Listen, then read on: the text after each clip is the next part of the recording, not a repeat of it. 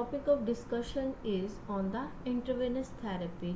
What are its purposes and uses? So, first is intravenous therapy.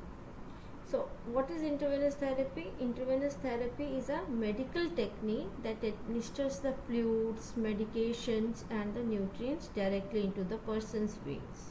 Next is intravenous injection. What is intravenous injection? We can say intravenous injection is an injection of medication or another substance which are administered directly into the vein or directly into the bloodstream. Now, what are the sites of IV injection?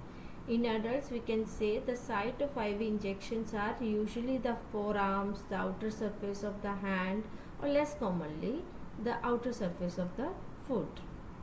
So next we are going to discuss about the purposes and the uses of intravenous therapy.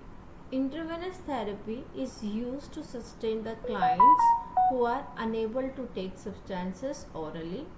IV therapy replaces the water, electrolytes and the nutrients more rapidly than the administration.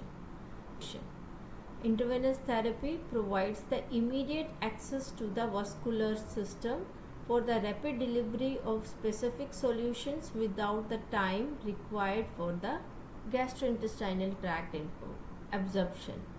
Intravenous therapy is a vascular route for the administration of medication or the blood components. So these all are the purposes and the uses of intravenous therapy. So today we have discussed about the intravenous therapy, what are intravenous injections, what are its sites, then we have discussed the purposes and the uses of intravenous therapy.